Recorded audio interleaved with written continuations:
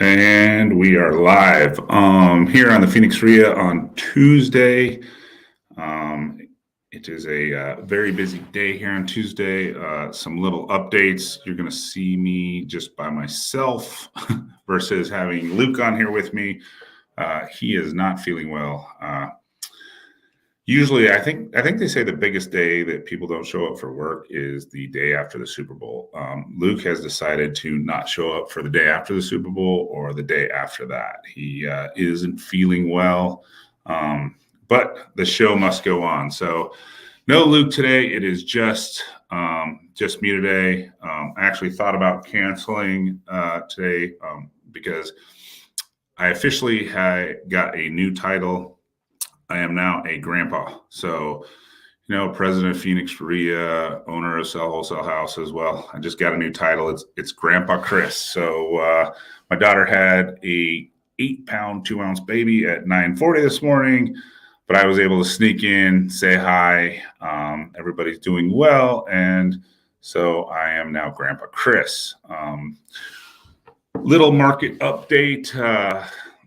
We continue to have houses, people generally list in January. I call it after the football games are over. Well, it's official. The football games are over. The college football games are over. The Super Bowl has now just happened, and people are listing homes, and they keep getting gobbled up. We kind of entered the market kind of after January 1st in that high 16,000 range, like 16,800, 900, right around there. Listings are going on the market and they keep getting eaten up. We're at around 15,300 active. So we're down. Thank you. Yes, Bridget Worrell. The baby's name is Cooper Christopher Worrell, Grandpa Chris. Anyway.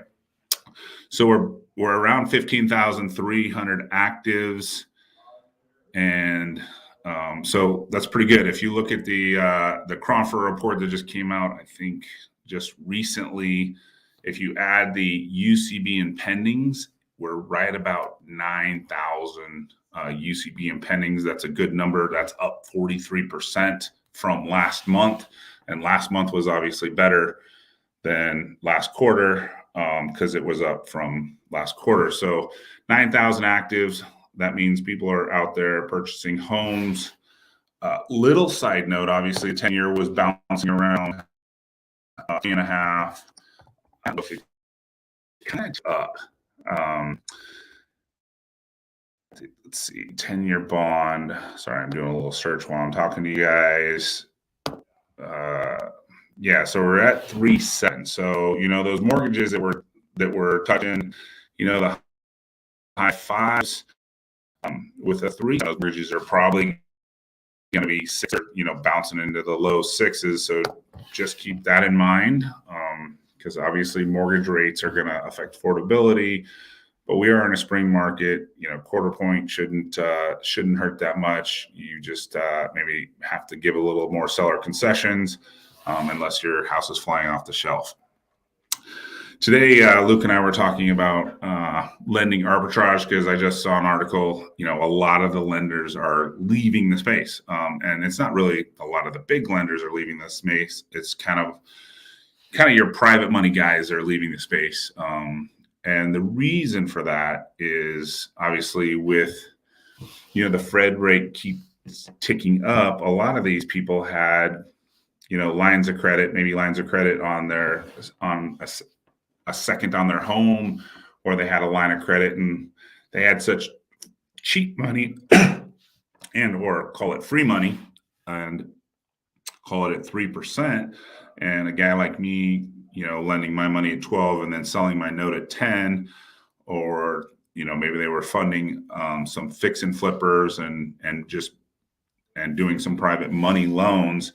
Well, their 3% loan is now probably closer to 8%. And what kind of the article said is a lot of people are leaving the space because obviously if you're getting 3% money and you're lending it out at 7, or not 7, but maybe 8, 9, or 10, you're making that spread, right? And if you got a line of credit, just use a round number for $1 million, and you're at 3 and you're lending at a 10, you're making $70,000 a year. That's call it just under $6,000 a month for having a line of credit, or not 6,000. $6,000 a month. That's a pretty good little deal, right? For not doing a lot of anything, just lending money. Obviously, the market was strong. People were out there fixing, flipping. Well, obviously, it's now at 8. So the big question: would you take that risk for a 2% spread on that $1 million? So now you're getting, $20,000. So call it, $1,800 a month to have $1 million at risk in a fix and flip market as it is today. I think a lot of you would look at that and go, yeah, that's probably not the best return or for the risk and reward, right? So that is definitely something that is changing. I saw the article, and I just kind of wanted to bring it to everybody's attention. A lot of the mom and pop private money guys that have been funding the small fix and flip guys that don't have institutional money are kind of drying up because their funding's gone up quite a bit. So what's fun about doing these podcasts by yourself and not having Luke because he's sick today is, Luke's a pretty talkative guy, so he's going to fill some of that airtime. So this might be a pretty short podcast for us on this Tuesday because, Luke's good at asking questions, and I got nobody to ask questions. But if you're on here, you can ask some questions, and I will keep going through it. Some other stuff that I see changing in the market, obviously, we're in February. So like I said, the market is moving. The fix and flip guys are getting offers. The wholesale guys we're definitely moving properties, probably still moving that 30 to 40 houses a month. And definitely, it feels a lot better than it did in the fourth quarter of this year. So, like I said, the pendings are under contracts and UCBs are at 9,000. So that's like up 43% month over month from last year, January. So, but yeah, if, it'd be nice if Luke was on here to eat up some of this airtime, but the show must go on. So if you have any questions, if you're one of those people watching right now and you want to learn anything about real estate or lending or anything else that might come across your mind, go ahead and throw a question in the chat box for me. You can be my podcast partner today.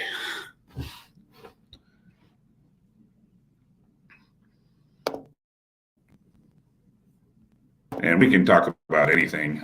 Like I said, I saw the Airbnb arbitrage.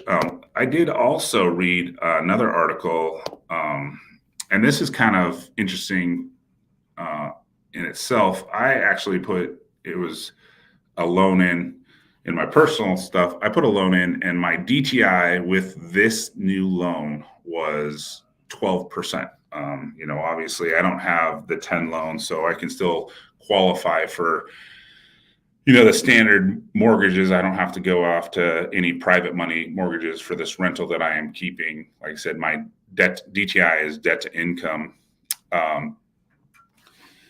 And I'm at 12%, and they are picking through these loans in this current market with a fine tooth comb. So if you're out there thinking about I keep producing document after document after document, and the lenders keep asking for more and more documents. I think pretty much every asset I have makes money. I have multiple Airbnbs, have multiple rentals.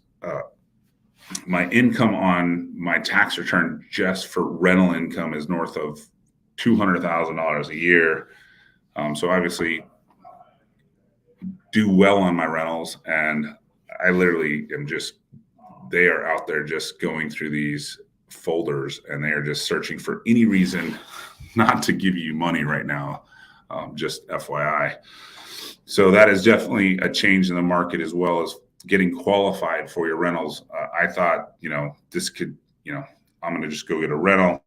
And I'm actually trying to do some creative financing with this particular property. So I was going to put a 30-year fixed on it and do a seller carry / land contract on this particular house. And I was going to do some more of these because, like, obviously you're getting some decent discount on houses right now compared to what they were worth, 10 months ago. So I was going to be able to, sell those kind of to our penalty box buyer. What I mean by a penalty box buyer is somebody that doesn't qualify for that 30-year fixed or FHA loan because, they have bad credit, or maybe they're self-employed, or they had a TIN number, or whatever the reason may be, and they don't qualify for the 30-year fixed or the FHA mortgage.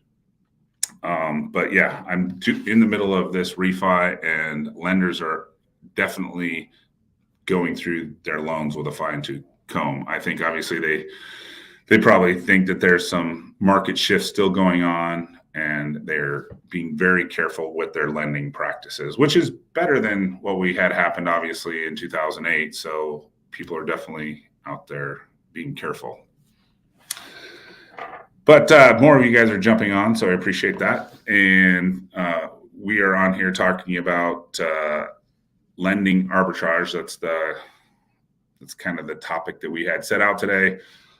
Luke is sick if you just jumped on for our weekly class. And so obviously he's great here to ask questions and talk to and bounce stuff off of. But the show must go on, and I'm on here by myself. So if you could throw some, if you're, one of the 9 people watching right now, if you could throw some questions in the chat box, and we can talk anything real estate today.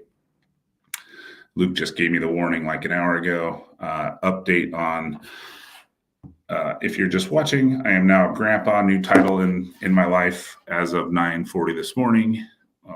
Cooper Christopher Worrell was born, so I still made it on to the podcast. Thanks for the lending insight. I appreciate that. All right, but you can ask some questions too. Give me some stuff. Let me answer some questions. I'm on here by myself.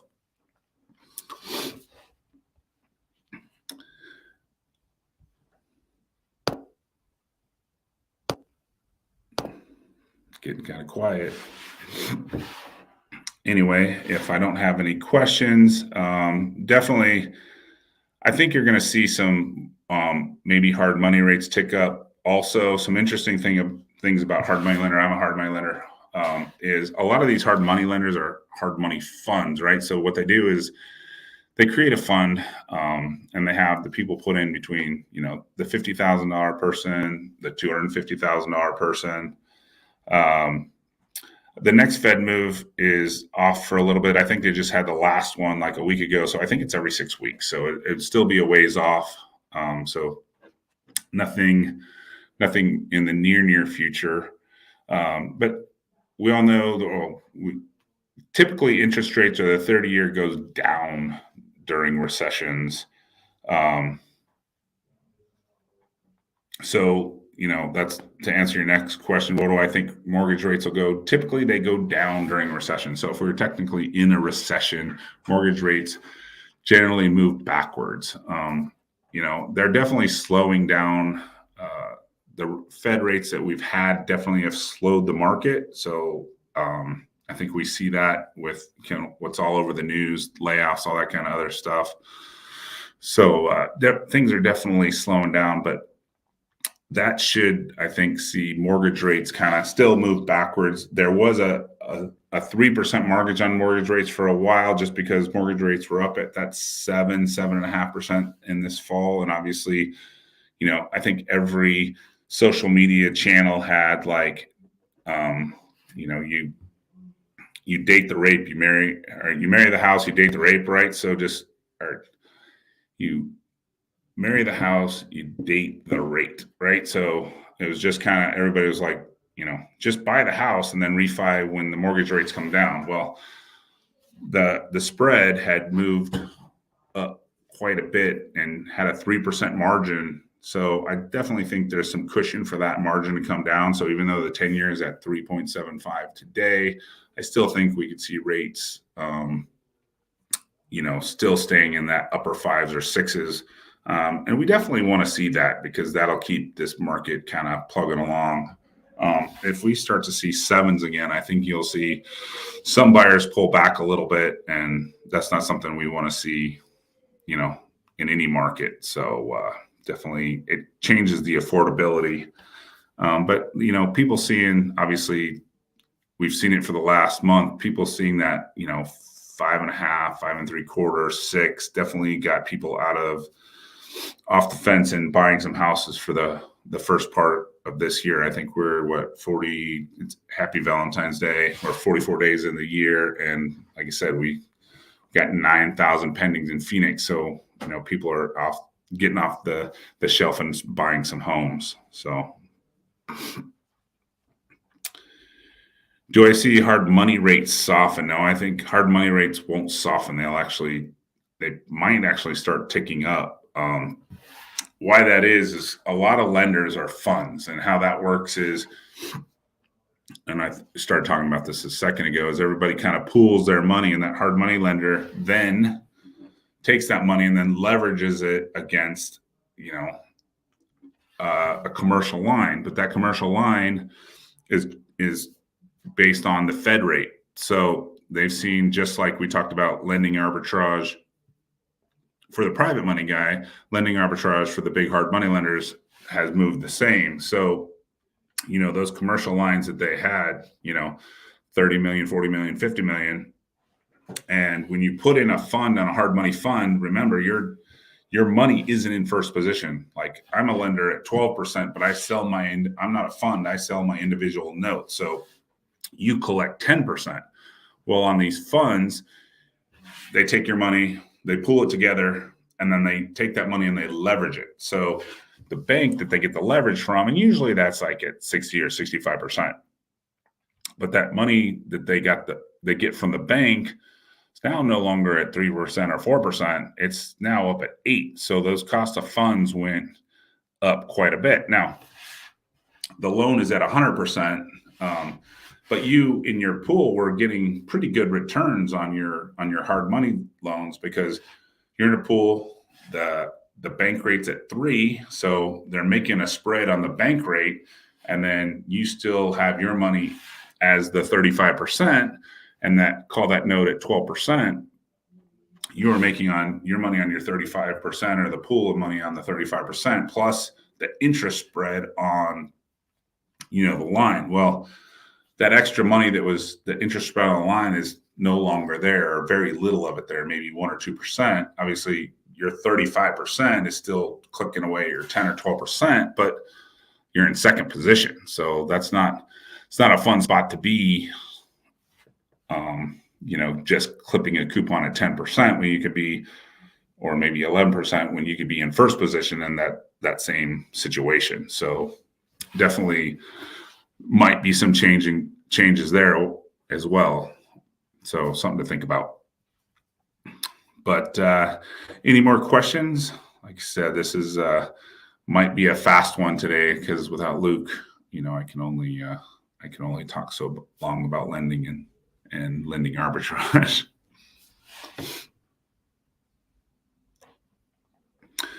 All right. Well, if there's no more questions, I appreciate everybody jumping on today. Like I said, just an update. Luke was sick today, so he couldn't jump on. I'm a grandpa today. My daughter had her baby at 9:40 this morning. We covered the market. We covered, lending arbitrage as far as private money guys. Just covered a little bit of lending arbitrage as far as hard money goes. And without Luke here to help fill some airtime, I will probably see you next week. If you have any ideas on anything you'd like us to cover, as I see articles throughout the week, I kind of try to explain them. I saw, last week we talked about, thanks, Ed, appreciate that. Last week we talked about excess proceeds because I saw some ads on, gurus doing some excess proceeds stuff. So if you missed that, jump back on our YouTube channel just for flips. And we will be back next week, and send me a DM if you have anything you would like me to cover. Appreciate it. See ya.